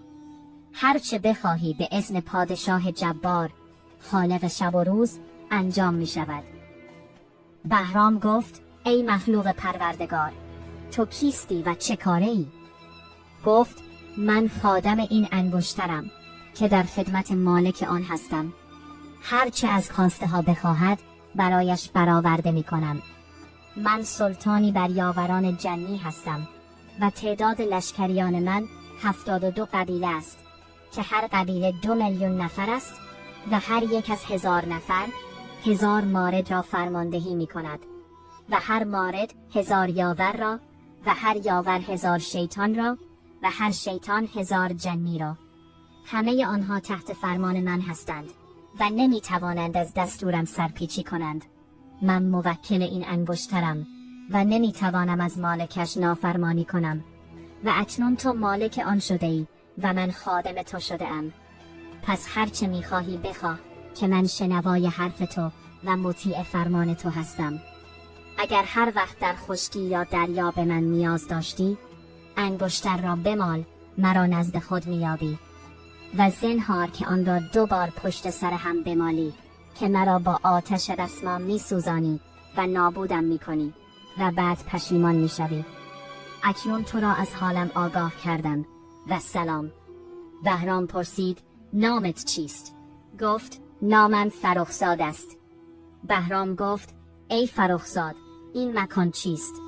گفت سرورم، این مکان گنجی است که به آن گنج جمشید شاه میگویند که تخت جمشید باشکوه را ساخت که مانند آن در هیچ سرزمینی خلق نشده بود. من در زمان حیاتش خادم او بودم و این انگشتر اوست که در گنجش گذاشته و اکنون سهم توست. بهرام پرسید آیا می توانی آنچه در این گنج است را به روی زمین بیاوری؟ گفت بله، آسان ترین کار است. گفت همه آنچه در آن است را بیرون بیاور و چیزی باقی نگذار. جن با دستش به زمین اشاره کرد. زمین شکافت، پایین رفت و مدتی غایب شد. ناگهان پسرانی زیبارو خارج شدند که سبدهایی از طلا در دست داشتند و آن سبدها پر از طلا بود. آنها را خالی می کردند و می رفتند و سبدهای دیگری می آوردند و مدام طلا و جواهرات را منتقل می کردند. ساعتی نگذشت که گفتند در گنج چیزی باقی نماند. سپس فرخزاد نزد او آمد و گفت سرورم، دیدی که همه آنچه در گنج بود را منتقل کردیم. بهرام گفت این پسران زیبا کیستند؟ فرخزاد گفت اینها فرزندان من هستند، زیرا این کار آنقدر ارزش نداشت که لشکر را برایش جمع کنم و فرزندانم حاجت تو را برآورده کردند و به خدمت تو مشرف شدند. حالا هر چه می‌خواهی بگو. بهرام گفت آیا می توانی قاطرها و صندوقهایی برایم بیاوری و این اموال را در صندوقها بگذاری و صندوقها را بر قاطرها بار کنی؟ فرخزاد گفت این آسان ترین کار است. سپس فریاد بلندی کشید و فرزندانش که 800 نفر بودند حاضر شدند. به آنها گفت برخی از شما به شکل قاطر درآیید و برخی به شکل غلامان زیبارویی که کمترین آنها نزد پادشاه پادشاهان یافت نشود و برخی به شکل خدمتکاران. آنها همانطور که دستور داده بود انجام دادند. سپس یاوران را صدا زد و آنها حاضر شدند و دستور داد تا برخی به شکل اسب‌هایی با زینهای طلای مرصع به جواهر درآیند. وقتی بهرام این را دید گفت صندوق‌ها کجاست؟ آنها را پیش او آوردند. گفت طلاها و فلزات را جداگانه در آنها بریزید. پر کردند و روی 300 قاطر بار کردند. بهرام گفت ای فرخزاد، آیا می توانی بارهایی از پارچه های نفیس برایم بیاوری؟ فرخزاد گفت آیا پارچه شیرازی می خواهی؟ یا شامی یا عجمی یا هندی؟ بهرام گفت از پارچه هر شهری 100 بار برایم بیاور. فرخزاد گفت سرآورم، به من مهلت بده تا لشکریانم را مرتب کنم و به هر گروه دستور دهم تا به شهری بروند و 100 بار از پارچه آن بیاورند و یاوران به شکل قاطر درآیند و کالاها را بیاورند. بهرام پرسید این مهلت چقدر طول می کشد؟ فرخزاد گفت به اندازه تاریکی شب. روز طلوع نمی کند مگر اینکه هر چه بخواهی نزد توست. بهرام گفت در این مدت کار خود را بکن. سپس دستور داد خیمه‌ای برایش برپا کنند. برپا کردند و نشست و سفره‌ای برایش آوردند. فرخزاد گفت سرآورم، در این خیمه بنشین و اینها فرزندان من هستند که پیش تو می ایستند و نگهبانیت می کنند و از چیزی نترس. من می روم لشکریانم را جمع کنم و بفرستم تا حاجتت را برآورده کنند. فرخزاد رفت. بهرام در خیمه نشست و سفره جلویش بود و فرزندان فرخزاد به شکل غلامان و خدمتکاران پیش او ایستاده بودند. در این هنگام آن کشاورز آمد در حالی که کاسه بزرگ عدس و ظرفی پر از جو به همراه داشت. دید خیمه برپاست و غلامان ایستاده و دست بر سینه دارند. گمان کرد که سلطان آمده و در آن مکان اعتراف کرده است. مبهوت ایستاد و با خود گفت ای کاش 2 مرغ سر میبریدم و در روغن حیوانی سرخ میکردم تا به سلطان خدمت کنم. میخواست برگردد تا 2 مرغ سر ببرد تا از سلطان پذیرایی کند. بهرام او را دید و صدا زد و به غلامان گفت او را بیاورید. او و کاسه عدس را آوردند و جلویش گذاشتند. بهرام گفت این چیست؟ کشاورز گفت این ناهار تو و علوفه اسبت است. مرا ببخش که نمیدانستم سلطان به این مکان میآید. اگر میدانستم 2 مرغ برای پذیرایی خوبی سر میبریدم. بهرام گفت سلطان نیامده است، بلکه من داماد او هستم. از او دلخور بودند و او غلامانش را فرستاد و با من آشتی کردند و اکنون میخواهم به شهر برگردم. تو این پذیرایی را بدون شناخت برای من فراهم کردی و پذیرایی تو قبول است، حتی اگر عدس باشد. من جز از پذیرایی تو نمیخورم. سپس دستور داد کاسه را در وسط سفره بگذارند و از آن خورد تا سیر شد. کشاورز نیز شکمش را از غذاهای لذیذ پر کرد. سپس بهرام دستانش را شست و به غلامان اجازه داد تا بخورند. آنها به باقی مانده سفره هجوم آوردند و آن را خوردند. وقتی کاسه خالی شد، بهرام آن را پر از طلا کرد و به او گفت این را به خانت ببر و نزد من به شهر بیا تا تو را اکرام کنم. او کاسه پر از طلا را گرفت و گاوها را راند و به روستایش رفت، در حالی که گمان می‌کرد او داماد پادشاه است. بهرام آن شب را در انس و صفا گذراند و دخترانی از عروسان گنج برایش آوردند که ساز می‌زدند و جلویش می‌رقصیدند و شب را سپری کرد. وقتی صبح شد، ناگهان گرد و غباری بلند شد و پراکنده شد و 700 قاطر باربر نمایان شدند که پارچه حمل می‌کردند و غلامانی در اطراف آنها بودند.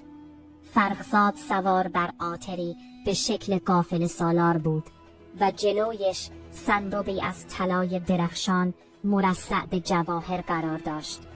وقتی به خیمه رسید، از قاطر پیاده شد و زمین را بوسید و گفت سرورم بهرام، حاجتت کاملا برآورده شد.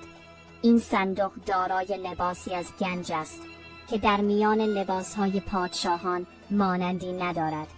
آن را بپوش و هر چه میخواهی دستور بده.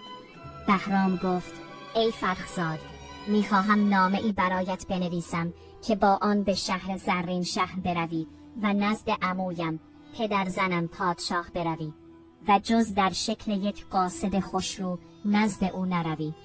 گفت سمعا و طاعتا. نامه ای نوشت و مهر کرد. فرخزاد آن را گرفت و رفت تا به پادشاه رسید. پادشاه را دید که میگوید ای وزیرم، دلم پیش دامادم است و میترسم اعراب او را بکشند. ای کاش رفتن او را میدانستم تا با لشکر دنبالش میرفتم. ای کاش قبل از رفتن به من خبر میداد. وزیر گفت خداوند در این غفلتی که هستی به تو رحم کند. به خدا قسم آن مرد فهمید که ما متوجه شده ایم. پس از رسوایی ترسید. او جز یک کلاهبردار دروغگو نیست. ناگهان قاصد وارد شد. زمین را پیش پای پادشاه بوسید و دعایش کرد. پادشاه گفت تو کیستی و چه میخواهی؟ گفت من قاصد داماد تو هستم. او با کاروان در راه است و با من نامه ای فرستاده است. پادشاه آن را گرفت و خواند و دید در آن نوشته شده سلام بر عموی عزیزمان پادشاه. من با کاروان آمدم، بیرون بیا و با لشکر به استقبالم بیا. پادشاه گفت خدا رویت را سیاه کند ای وزیر. به ناموس دامادم تهمت میزنی و او را دروغگو میخوانی، در حالی که او با کاروان آمده است. تو جز یک خائن نیستی. وزیر سرش را از روی حیا و خجالت پایین انداخت و گفت ای پادشاه زمان، من این حرف را به خاطر غیبت طولانی کاروان زدم و نگران از بین رفتن اموال بودم. پادشاه گفت ای خائن، اموال من چه ارزشی دارد وقتی کاروان بیاید و او عوض آنها چیزهای زیادی به من بدهد. سپس پادشاه دستور تزیین شهر را داد و نزد دخترش رفت و گفت مژده باد بر تو ای دخترم، شوهرت به زودی با کاروان می آید و نامه‌ای در این باره فرستاده و من به استقبالش می روم. دختر از این حالت تعجب کرد و با خود گفت آیا وقتی به من گفت فقیر است مرا مسخره می کرد یا امتحانم می کرد؟ اما خدا را شکر که از طرف من کوتاهی در حق او نشد. این داستان پادشاه و دخترش بود. اما تاجر کامران شیرازی وقتی تزیینات را دید علت را پرسید. گفتند کاروان تاجر بهرام داماد پادشاه آمده است. کامران گفت الله اکبر، این چه مصیبتی است؟ او از دست همسرش فرار کرده و نزدم آمد و فقیر بود، پس از کجا کاروان آورد؟ اما شاید دختر پادشاه از ترس رسوایی برایش چاره‌ای اندیشیده باشد. هیچ چیز برای پادشاهان غیر ممکن نیست. پس خداوند متعال او را می پوشاند و رسوایش نمی کند. سایر تجار نیز از اینکه پولشان را پس می گیرند خوشحال شدند. پادشاه دستور جمع آوری لشکر را داد و همه بیرون رفتند. فرخزاد نزد بهرام برگشته بود و رسیدن پیام را خبر داده بود. بهرام گفت بارهایتان را ببندید. بار کردند و او لباس گنج را پوشید و سوار بر مرکبش شد و 1000 بار با عظمت‌تر و پرهیبت‌تر از پادشاه شد و راه افتاد. در نیمه راه پادشاه با لشکر به استقبالش آمد. وقتی به او رسید او را در آن لباس دید و سلام کرد. تمام بزرگان دولت با او سلام کردند و خوشحال شدند و روشن شد که بهرام راستگوست و دروغی ندارد. او با موکبی که زهره شیر را می‌ترکاند وارد شهر شد. تجار به سوی او دویدند و زمین را پیش پایش بوسیدند. همسرش به استقبالش آمد و بسیار خوشحال شد. او سوالات زیادی در ذهن داشت که می‌خواست از بهرام بپرسد، اما دید بهرام در میان مردم است. پس به او گفت تو این کار را کردی و جان خود را نجات دادی ای شیخ کلاهبرداران، اما تو شایسته‌ای، پس خداوند متعال از فضل خود به تو بیفزاید. بهرام خندید. وقتی وارد کاخ شد روی تخت نشست و گفت باربران طلا را وارد خزانه عمویم پادشاه کنید و بارهای پارچه را بیاورید. آوردند و او بار به بار باز می کرد و بیرون می آورد تا 700 بار را باز کرد و بهترین هایش را جدا کرد و گفت اینها را برای ملکه ببرید تا به کنیزانش بدهد و این صندوق جواهر را ببرید تا بین کنیزان و خدمتکاران پخش کند. سپس شروع کرد به دادن پارچه به تجاری که به او بدهکار بود در ازای طلبشان. به کسی که 1000 طلب داشت پارچه‌ای به ارزش 2000 یا بیشتر میداد. پس از آن شروع به پخش بین فقرا و مساکین کرد. پادشاه با چشمانش نگاه میکرد و نمیتوانست اعتراض کند. بهرام مدام میبخشید و هدیه میداد تا 700 بار را پخش کرد. سپس به سربازان روی آورد و شروع به پخش جواهرات، زمرد، یاقوت، مروارید و مرجان کرد و جواهرات را مشت مشت و بدون شمارش میداد. پادشاه گفت پسرم، این همه بخشش کافی است. از کاروان چیزی جز مقدار کمی نمانده است. بهرام گفت فراوان دارم. صداقت بهرام مشهور شد و کسی نتوانست او را تکذیب کند. او دیگر از بخشش باکی نداشت. پس از غذا خوردن و شستن دستها وزیر جام را پر کرد و به پادشاه داد. او نوشید. دومی را پر کرد و گفت ای بهرام، این جام شراب را بگیر که گردن خردمندان در برابر هیبت آن خم می شود. بهرام گفت این چیست ای وزیر؟ وزیر گفت این دوشیزه پیر و عروس باکره و هدیه دهنده شادی به درون هاست و مدام او را به نوشیدن ترغیب می کرد و خوبی‌هایش را می گفت و اشعاری در وصف آن می‌خواند تا بهرام به نوشیدن متمایل شد. وزیر پیوسته برایش پر می‌کرد و او می‌نوشید و لذت می‌برد و مست می‌شد تا اینکه عقلش را از دست داد و درست و غلط را از هم تشخیص نمی‌داد. وقتی وزیر فهمید مستی او به نهایت رسیده است، گفت: ای تاجر بهرام، به خدا قسم من در تعجبم که این جواهراتی که مثل آن نزد پادشاهان کسری هم پیدا نمی شود از کجا به دست تو رسیده است. ما هرگز تاجری ندیده ایم که اموال زیادی مثل تو داشته باشد و از تو بخشنده تر باشد، زیرا کارهای تو کارهای پادشاهان است، نه تجار. تو را به خدا قسم به من بگو تا قدر و مقامت را بدانم. و در حالی که بهرام عقلش سائل بود با او مکر می کرد و فریبش می داد. بهرام گفت: من نه تاجر بودم و نه از فرزندان پادشاهان، و داستان خود را از اول تا آخر برایش تعریف کرد. وزیر گفت: تو را به خدا سرورم بهرام، این انگشتر را به من نشان بده تا ببینیم چگونه ساخته شده است. بهرام در حالت مستی انگشتر را به او داد و گفت: بگیرید و تماشا کنید. وزیر آن را گرفت و بوسید و گفت: آیا اگر بمالم خادم حاضر می شود؟ بهرام گفت: بله، بمال تا بیاید و تماشا کن. وزیر آن را مالید. ناگهان گوینده‌ای گفت: لبیک سرورم، بخواه تا داده شود. آیا شهری را ویران می کنی یا شهری را آباد می کنی یا پادشاهی را می کشی؟ هرچه بخواهی بدون هیچ اختلافی انجام می دهم. وزیر به بهرام اشاره کرد و به خادم گفت: این مرد را بردار و در وحشتناکترین و ویرانترین زمین ها بینداز تا در آن نه غذایی برای خوردن بیابد و نه آبی برای نوشیدن، تا از گرسنگی و غصه هلاک شود و کسی از او خبردار نشود.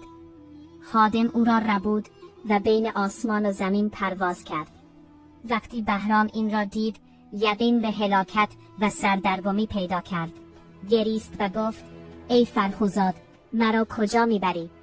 فرخزاد گفت: من میروم تو را در بیابان برهوت بیندازم. ای بیادب، چه کسی انگشتری مثل این دارد و آن را به مردم میدهد تا تماشا کنند؟ اما تو سزاوار این اتفاقی. و اگر از خدا نمی ترسیدم تو را از فاصله یک قامت می انداختم تا پیش از رسیدن به زمین بادها تو را تکه تکه کنند. بهرام ساکت شد و حرفی نزد تا اینکه او را به بیابان برهوت رساند و در آنجا انداخت و برگشت و او را در زمین وحشتناک رها کرد. اما وزیر وقتی انگشتر را تصاحب کرد به پادشاه گفت: چگونه دیدی؟ مگر نگفتم او کلاهبردار دروغگوست و تو باور نمی کردی؟ پادشاه گفت: حق با توست ای وزیرم، خدا به تو سلامتی دهد. انگشتر را بدن تا تماشایش کنم. وزیر با خشم نگاه کرد، به صورت او تف انداخت و گفت: ای کم عقل، چگونه آن را به تو بدهم و در حالی که سرور تو شده ام خادمت باقی بمانم؟ من دیگر خادم تو نیستم. سپس انگشتر را مالید و خادم حاضر شد. وزیر گفت: این بیادب را بردار و در همان جایی که داماد کلاهبردارش را انداختی بیانداز. خادم او را برداشت و پرواز کرد. پادشاه گفت: ای مخلوق پروردگار، گناه من چیست؟ خادم گفت: نمیدانم، اما سرورم به من این گونه دستور داده و من نمیتوانم از صاحب انگشتر نافرمانی کنم. و پرواز کرد تا او را در جایی که بهرام بود انداخت و برگشت و او را آنجا رها کرد. پادشاه صدای گریه بهرام را شنید، نزد او آمد و حال خود را به او گفت و هر دو نشستند و بر بلایی که به سرشان آمده بود گریستند و نه آب و نه غذایی یافتند. این داستان آن دو بود. اما وزیر پس از آواره کردن بهرام و پادشاه بلند شد و از باغ خارج شد و به دنبال تمام لشکریان فرستاد و دیوانی برپا کرد و کاری که با بهرام و پادشاه کرده بود را به آنها گفت. داستان انگشتر را نیز برایشان تعریف کرد و گفت: اگر مرا سلطان خود نکنید به خادم انگشتر دستور می‌دهم همه شما را ببرد و در بیابان برهوت بیاندازد تا از گرسنگی و تشنگی بمیرید.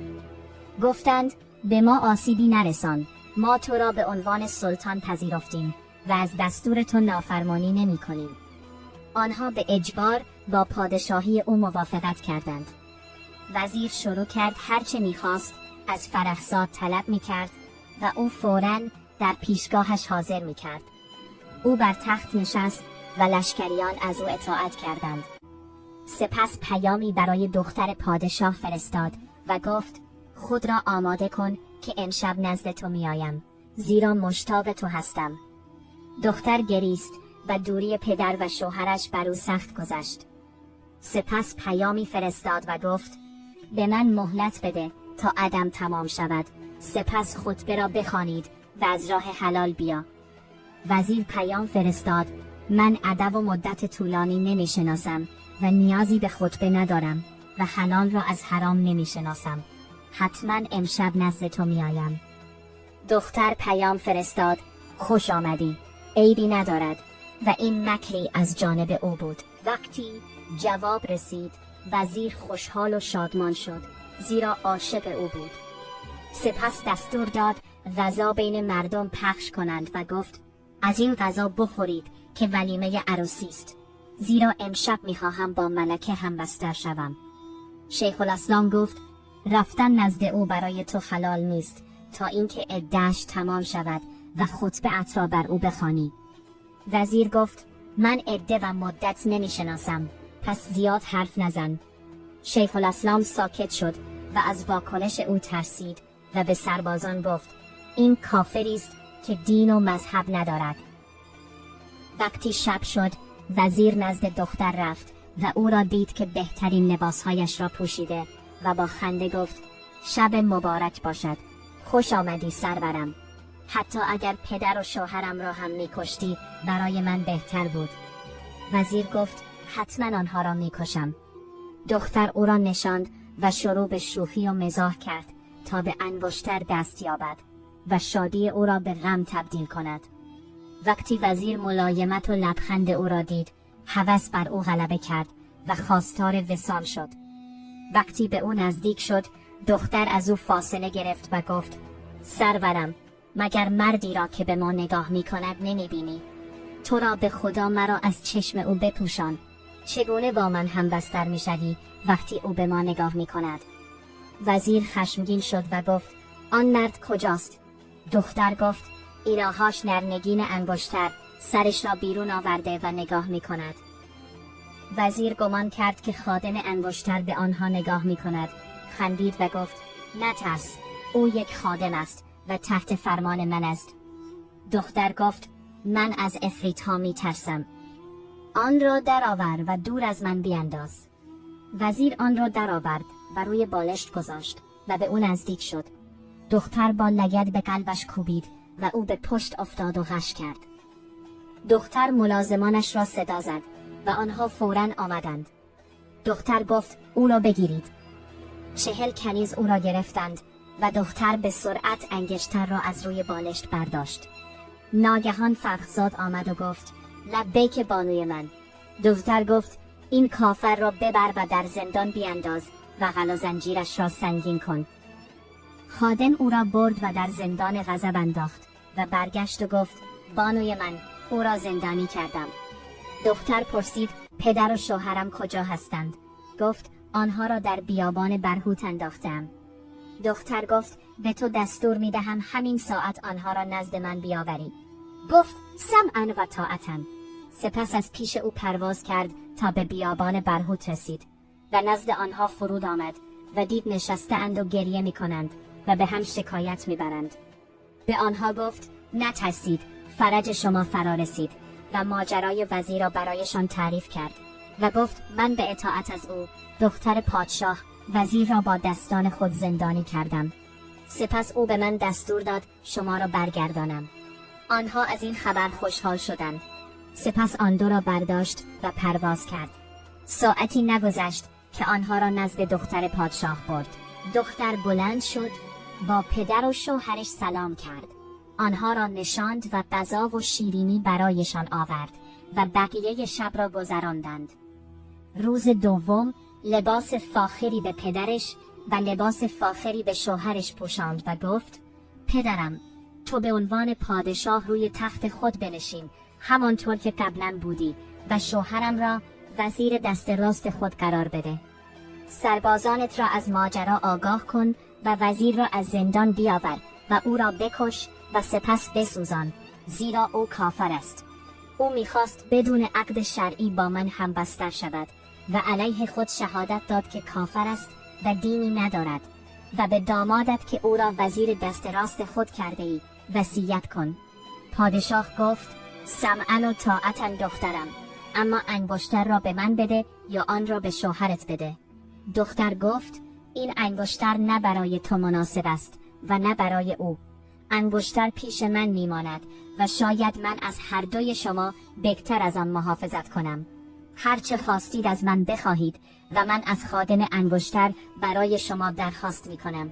پدرم، تا زمانی که من زنده ام نترس و بعد از مرگم خود دانید و انگشتر. پادشاه گفت: نظر درست همین است دخترم. سپس دامادش را برداشت و به دیوان رفت.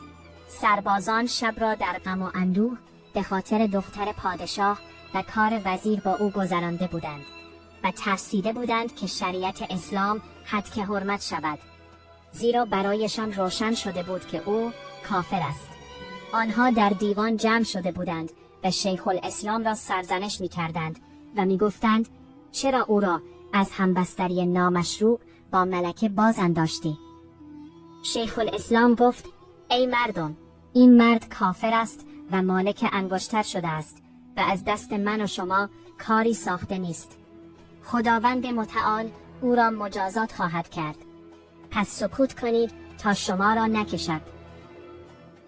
در حالی که سربازان جمع شده و در این باره صحبت می کردند، ناگهان پادشاه با دامادش بهرام وارد دیوان شدند. سربازان از دیدن او خوشحال شدند، به احترامش ایستادند و زمین را پیش پایش بوسیدند. سپس او روی تخت نشست و داستان را برایشان تعریف کرد و غم از دلشان رفت. او دستور تزیین شهر را داد و وزیر را از زندان احضار کرد. وقتی از میان سربازان میگذشت، او را لعنت و سرزنش میکردند تا به پادشاه رسید. وقتی جلوش حاضر شد، پادشاه دستور داد او را به بدترین شکل بکشند و سپس او را سوزاندند و در بدترین حالت به جهنم رفت. پادشاه بهرام را وزیر دست راست خود قرار داد.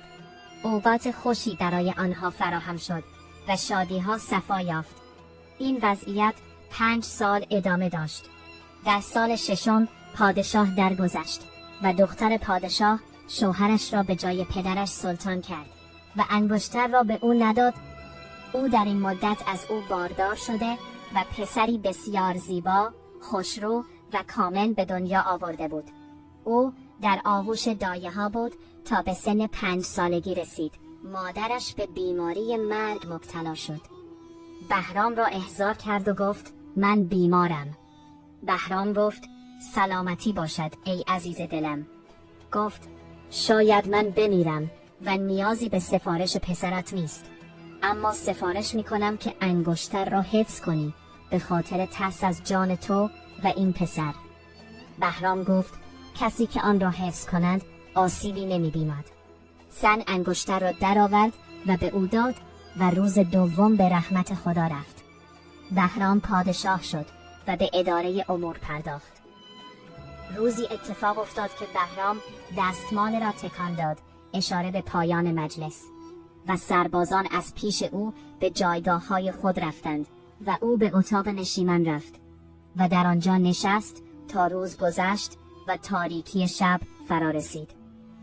بزرگان و همنشینان او طبق عادت آمدند و برای شادی و انبساط خاطر تا نیمه شب نزد او بیدار ماندند. سپس اجازه مرخصی خواستند و او اجازه داد.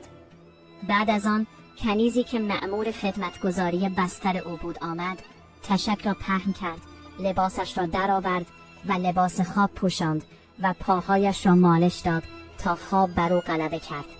سپس از نزد او رفت و در بستر خود خوابید. در حالی که پادشاه بهرام خواب بود، ناگهان متوجه چیزی کنار خود در بستر شد. با وحشت بیدار شد و گفت: اعوذ بالله من الشیطان الرجیم. چشمانش را باز کرد و زنی زشت رو در کنار خود دید. گفت: تو کیستی؟ گفت: نترس، همسرت سودابه بدزاد هستم. بهرام به صورتش نگاه کرد و او را با چهره مسخ شده و دندانهای درازش شناخت. گفت: از کجا به اینجا رسیدی و چه کسی تو را به این سرزمین آورد؟ زن گفت: تو الان در کدام سرزمینی؟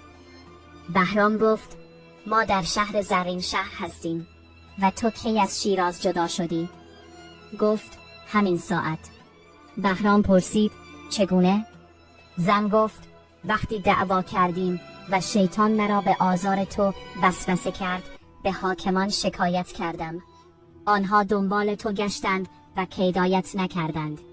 قضات درباره تو پرسیدند و تو را ندیدند. پس از گذشت 2 روز پشیمان شدم و دانستم که عیب از من است، اما پشیمانی سودی نداشت. روزها می نشستم و بر فراق تو گریه می کردم. دستم خالی شد و محتاج گدایی شدم و از هر فرد پست و فرومایه‌ای گدایی می کردم. از زمانی که از من جدا شدی، من از ذلت گدایی می خورم و در بدترین وضعیتم. هر شب می نشینم و بر فراق تو بر ذلت، خواری، بدبختی و خسرانی که پس از غیبتت کشیدم گریه می کنم. او مدام از اتفاقاتی که برایش افتاده بود می گفت و بهرام مبهوت به او نگاه می کرد، تا اینکه زن گفت: دیروز تمام روز در حال گدایی بودم، اما کسی چیزی به من نداد. هر بار که نزد کسی می رفتم و تقاضا می کردم، مرا دشنام می داد و چیزی نمی داد. وقتی شب شد بدون شام خوابیدم. گرسنگی مرا سوزاند و رنج‌هایی که کشیدم بر من سخت آمد. ناگهان شخصی مقابلم ظاهر شد و گفت: ای زن، چرا گریه می کنی؟ گفتم: شوهری داشتم که خرجم را می داد و نیازهایم را برآورده می کرد. اما او گم شد و نفهمیدم کجا رفت و بعد از او رنج کشیدم. پرسید: نام شوهرت چیست؟ گفتم: بهرام. گفت: من او را می شناسم، بدان که شوهرت اکنون پادشاه یک شهر است و اگر بخواهی تو را به او مرسانم. گفتم: من از تو خواهش می کنم مرا به او برسانی. او مرا برداشت و بین آسمان و زمین پرواز کرد تا به این قصر رساند و گفت: وارد این اتاق شو، شوهرت را خوابیده بر تخت می بینی. وارد شدم و تو را در این جایگاه دیدم. من هرگز امید نداشتم که مرا رها کنی، در حالی که شریک زندگیت بودم و خدا را شکر که ما را دور هم جمع کرد. بهرام گفت: آیا من تو را ترک کردم یا تو مرا ترک کردی؟ تو مرا از قاضی به قاضی شکایت کردی و در نهایت به دیوان شاهی شکایت بردی، تا اینکه داروغه دیوان سراغم آمد و من به اجبار فرار کردم. و داستان خود را تا زمانی که پادشاه شد و با دختر پادشاه ازدواج کرد تعریف کرد و گفت که او مرده و پسری 7 ساله از او به جا مانده است. زن گفت: آنچه گذشت مقدر خداوند متعال بود. من توبه کردم و از تو میخواهم که مرا رها نکنی و بگذاری به عنوان صدقه نزد تو نان بخورم. آنقدر در برابر او تواضع کرد تا دل بهرام به حالش سوخت و گفت: از بدی توبه کن و نزد من بمان و جز خوشحالی چیزی نخواهی دید. اما اگر کار بدی کنی تو را میکشم و از کسی نمیترسم. به ذهنت خطور نکند که به دیوان شاهی شکایتم کنی و داروغه دیوان سراغم بیاید، زیرا من پادشاه شده‌ام و مردم از من میترسند. اما من جز از خدای متعال از کسی نمیترسم، زیرا انگشتری دارم که اگر آن را بمالم خادمش به نام فرخزاد ظاهر می شود و هرچه بخواهم می آورد. اگر می خواهی به شهرت برگردی آنقدر به تو میدهم که تا آخر عمرت کافی باشد و سریع تو را به جایگاهت میفرستم. و اگر میخواهی پیش من بمانی، قصری برایت خالی میکنم. آن را با حریر خالص فرش میکنم. 20 کنیز برای خدمتت قرار میدهم.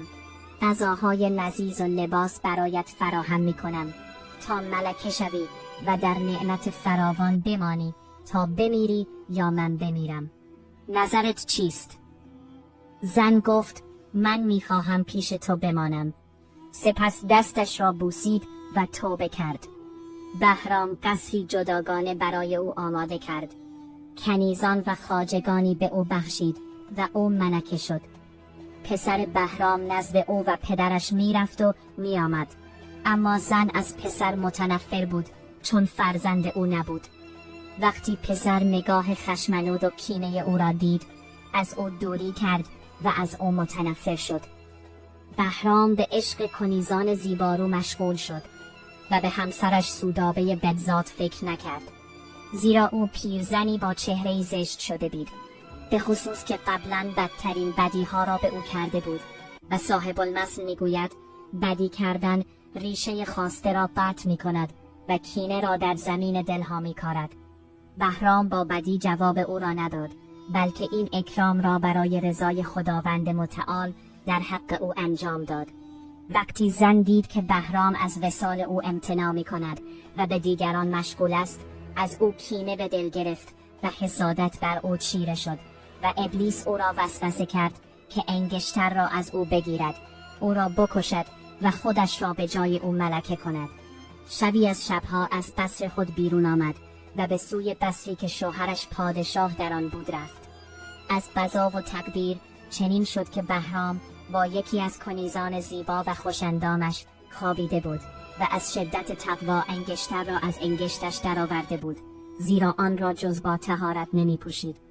همسرش سودابه بدزاد از جای خود خارج نشد مگر پس از آن که فهمید او هنگام خواب انگشتر را در می آورد و روی بالشت می گذارد تا طاهر شود. عادت بهرام این بود که وقتی می خوابید به کنیز دستور می داد از پیش او برود تا از انگشتر محافظت کند و وقتی وارد حمام می شد در قصر را قفل می کرد تا از حمام برگردد و انگشتر را بردارد و بعد از آن ورود به قصر برای همه آزاد بود. زن تمام اینها را می دانست، پس شبانه خارج شد تا در حالی که بهرام در خواب عمیق است وارد قصر شود و این انگشتر را بدزدد بدون اینکه کسی او را بیندد. وقتی خارج شد پسر پادشاه در آن ساعت برای قضای حاجت بدون نور به دستشویی رفته بود. او در تاریکی نشسته بود و در را باز گذاشته بود. وقتی زن از قصرش خارج شد پسر او را دید که با سرعت به سمت قصر پدرش می رود. با خود گفت عجبا، این ساحره برای چه در دل تاریکی از قصرش خارج شده و به سوی قصر پدرم می رود؟ این کار حتما دلیلی دارد. پسر به دنبال او رفت و ردش را گرفت بدون اینکه زن او را ببیند. پسر شمشیر کوتاهی از جواهر داشت و هرگز به دیوان پدرش نمی رفت مگر اینکه آن شمشیر را به کمر بسته باشد، زیرا به آن افتخار می کرد. پدرش وقتی آن را می دید می خندید و می گفت ماشاءالله شمشیرت بزرگ است پسرم، اما نه با آن به جنگی رفته ای و نه سری بریده ای. پسر می گفت حتما گردن کسی را که مستحق بریدن باشد با آن خواهم زد و بهرام از حرفش می خندید. وقتی پسر به دنبال زن پدرش رفت شمشیر را از غلاف کشید و دنبالش رفت تا وارد قصر پدرش شد. پسر پشت در قصر ایستاد و به او نگاه می کرد که می گشت و می گفت انگشتر را کجا گذاشته است؟ پسر فهمید که او به دنبال انگشتر است. منتظر ماند تا زن آن را پیدا کرد و گفت اینهاش. آن را برداشت و خواست خارج شود. پسر پشت در پنهان شد. وقتی زن از در خارج شد به انگشتر نگاه کرد و آن را در دستش بوسید و خواست آن را بمالد که پسر دستش را با شمشیر بالا برد و بر گردن او زد. زن یک فریاد کشید و کشته بر زمین افتاد. بهرام بیدار شد و همسرش را غرق در خون و پسرش را با شمشیر کشیده در دست دید. پرسید این چیست پسرم؟ پسر گفت پدرجان، چقدر به من میگفتی شمشیرت برگ است، اما نه جنگی با آن کرده ای و نه سری بریده ای. و من میگفتم حتما گردنی را که مستحق بریدن باشد با آن خواهم زد. حالا کار او تمام شد و داستان او را به پدر گفت. بهرام به دنبال انگشتر گشت و آن را ندید. مدام در اعضای بدن زن گشت تا دید دستش روی آن بسته شده است. آن را برداشت و گفت تو بیشک پسر منی. خداوند تو را در دنیا و آخرت راحت کند، همانطور که مرا از دست این خبیث راحت کردی. سپس پادشاه مهرام ملازمانش را صدا زد و فوراً آمدند. کارهای همسرش سودابه بدزت را به آنها گفت و دستور داد او را ببرند و تا صبح در جایی بگذارند. همانطور که دستور داده بود انجام دادند. سپس گروهی از خدمتکاران را مأمور کرد تا او را غسل دادند، کفن کردند، تشییع کردند و دفن نمودند. و آمدن او از شیراز فقط برای رسیدن به خاکش در آنجا بود. سپس پادشاه دستور داد آن کشاورز را که میزبان او بود و فرار کرده بود بیاورند. وقتی حاضر شد او را وزیر دست راست و مشاور خود قرار داد. سپس متوجه شد که او دختری بسیار زیبا، خوشرو، خوش اخلاق و دارای اصل و نسب است. با او ازدواج کرد و پس از مدتی پسرش را نیز داماد کرد و مدتها در بهترین زندگی به سر بردند و اوقاتشان با صفا و شادی همراه بود تا اینکه در هم شکننده لذتها، پراکنده کننده جمعها، ویران کننده خانه‌های آباد و یتیم کننده پسران و دختران مرگ به سراغشان آمد. پس منزه است خدای زنده ای که نمی میرد و کلیدهای ملک و ملکوت به دست اوست و الحمدلله رب العالمین.